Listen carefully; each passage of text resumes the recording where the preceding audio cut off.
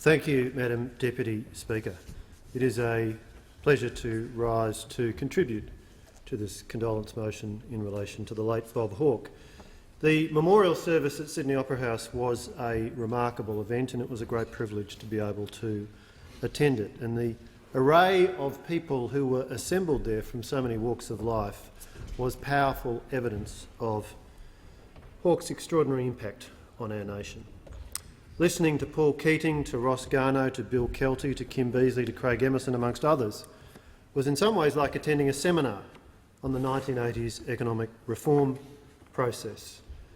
And to touch on why I found that significant, I want to refer to something I said in my first speech in this place. Unusually for a student politician, I also went to lectures. Studying economics in the mid-80s, my political views were further developed. I saw that Australia had an outdated economic model with rigid labour markets, high tariff walls and heavy government ownership and control of many areas of the economy. But I also learned about the changes being made, floating the dollar, opening up the banking sector to foreign competitors and reducing tariffs.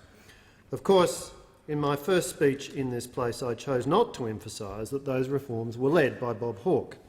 But today, as I rise to join other parliamentarians to pay tribute to the life of this giant Australian, it is absolutely the central point that must be emphasised. While reflecting on being thrust back in memory to the 1980s, I should add a personal reflection which I think is somewhat appropriate, that at the time I lived in a student share house in Glebe. And we had in that house a very useful household item, which was then quite widely available in the shops. It was a hollow plastic bust of Bob Hawke with a screw top and a wine tap at the bottom and a large printed label, "Take the piss out of Bob." And in our student household we did that frequently, pouring in the contents of those 4-litre wine casks, which were a common feature of student consumption in the 1980s and may well still very well be so today. Now, I think, by the way, that that is an indicator of Bob Hawke's place in Australian popular culture. I do want to make 3 points in my brief contribution today. Over his term as Prime Minister, Bob Hawke led an economic reform process that was vitally important to Australia. A critical way that he did that was by working with other Australians, and the impact of that was felt right across our economy, as many other speakers have observed, and I want to touch briefly on the impact he had on the telecommunications sector. The reform process that Bob Hawke led was quite remarkable, and the list of reforms is an extraordinarily long one.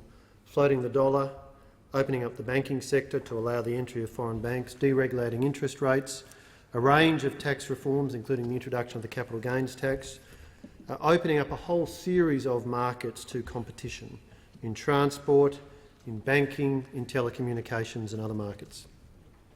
Privatising in whole or in part government business enterprises like Qantas, Commonwealth Bank, Commonwealth Serum Laboratories, and many of these, of course, have gone on to become highly successful, wealth-generating companies, expanding their operations around the world.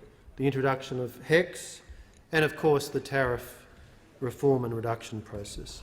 In retrospect, when we touch on it, when it's described, it all seems and looks so smooth and easy, but of course it was a highly challenging process and required great political skill. Hawke was prepared to take on some very tough fights as part of the reform process, and not every one of them was successful.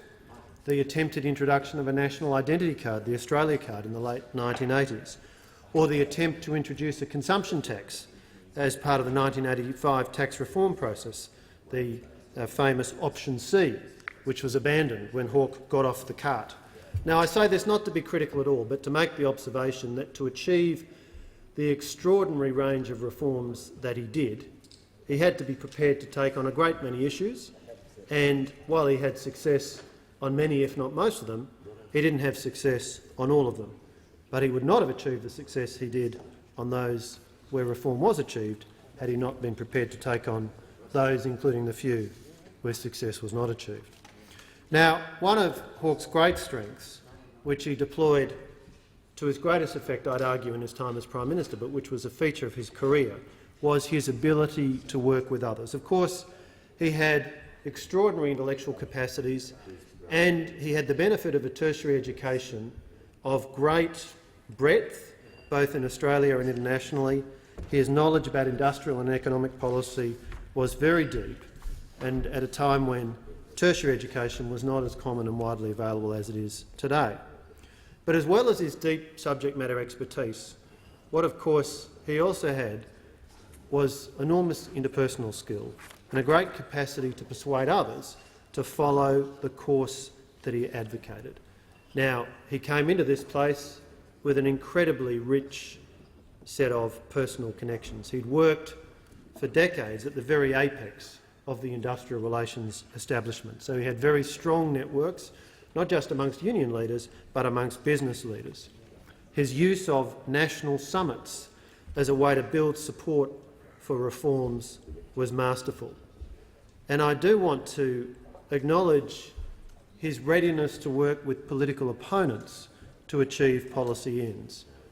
As many speakers from this side of the House have observed, a number of his achievements as Prime Minister depended upon or were facilitated by his readiness to work with this side of the chamber to achieve his policy ends. But one of his other very significant achievements was working with Nick Greiner, then the Premier of New South Wales, in relation to national competition policy.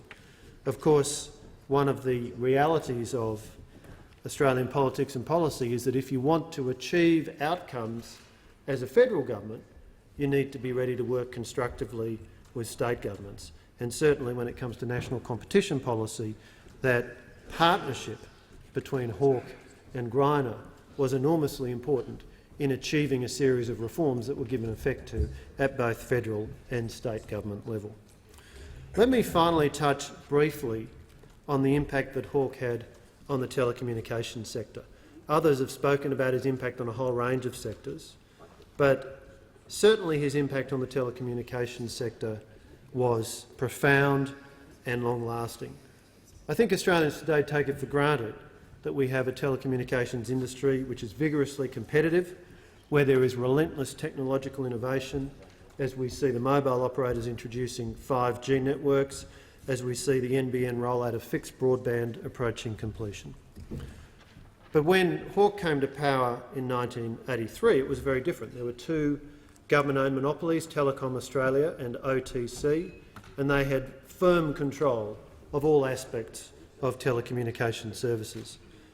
There was a series of significant reforms under the Hawke government. The first geostationary communications satellite was launched by Aussat in 1985, although I would make the point that Aussat was established in 1981 under the Fraser government, but the reform process continued. There was considerable reform of market structure.